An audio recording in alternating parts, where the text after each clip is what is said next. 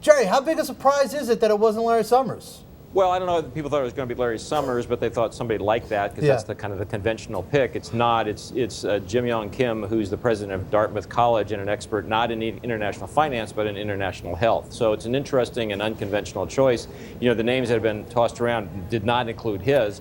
Larry Summers, as you mentioned, Laura Tyson, former chief economist in the White House, Susan Rice, who's the U.S. ambassador to the United Nations, Jeff Sachs, a well-known international economist. So in choosing Dr. Kim, the president's going in a different direction. He's stressing not the economic development, but the health development and different kinds of development. And the World Bank does an awful lot in that area. But for that reason, probably it's not just unconventional, but probably will be slightly controversial. So Jerry, you sort of were getting to my question too here. You know, the mission of the World Bank seems to be a little bit different than, say, what the IMF. Can you kind of give us some idea of how those two vary?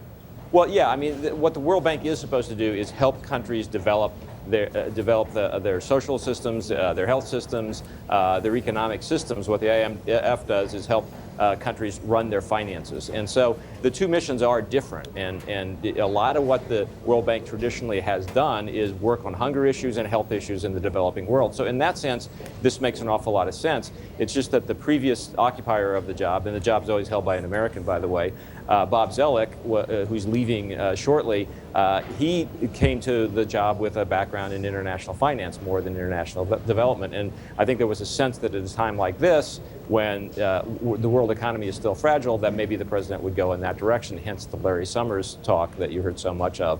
But it is different from running the IMF. The person who runs the IMF, and it's a French economist, Christine Lagarde, that's a different job. That's a job that has to do with helping countries clean up their balance sheets, construct macroeconomic policies that will foster growth. So it makes sense in the traditional World Bank way of thinking of things.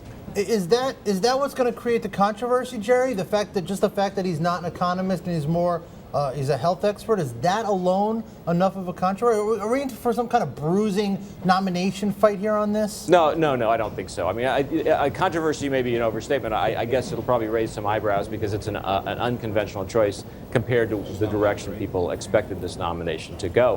What happens in these cases is the U.S. sort of gets to declare who's going to be the president of the World Bank. You know, the bank will have to, the people who run the bank will have to get together and agree on that. There is an alternative African candidate that other countries got together and put forward in recent weeks. But the way the international financial institutions work, the way they pick their leaders is pretty much locked in. The U.S. essentially gets to pick the head of the World Bank. The Europeans essentially get to pick the head of the IMF.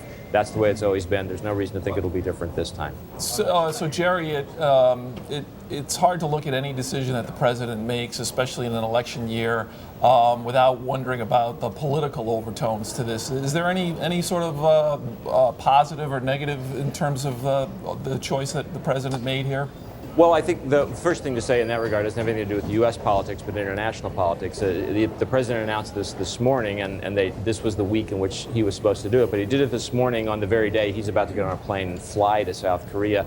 Dr. Kim was born in South Korea, moved to the U.S. when he was 5 years old. So clearly it's a statement to the Koreans that there's some kind of a bond here now created by this choice, and that's important in an international sense. I think domestically it's probably a diversity pick. I can't imagine it makes much difference in terms of domestic politics. It's not a job that most voters pay the least bit of attention to, and there's no real reason to think they will now. But if you're looking for some political overtones to it, it's an unconventional pick. It's a nod to Asian Americans, I suppose, and an indication that the president isn't just picking the same old people. You know, one of the criticisms when he first came in from some people in the Democratic Party was, hey, we thought you were going to bring in fresh blood here. You've picked the same old kind of people, you know, Larry Summers and Joe Biden and Tim Geithner.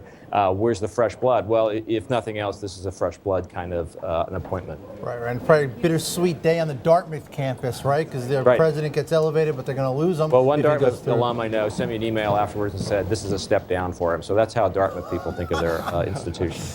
That's interesting. All right, Jerry Sieb, thanks a lot for being with us. Appreciate it.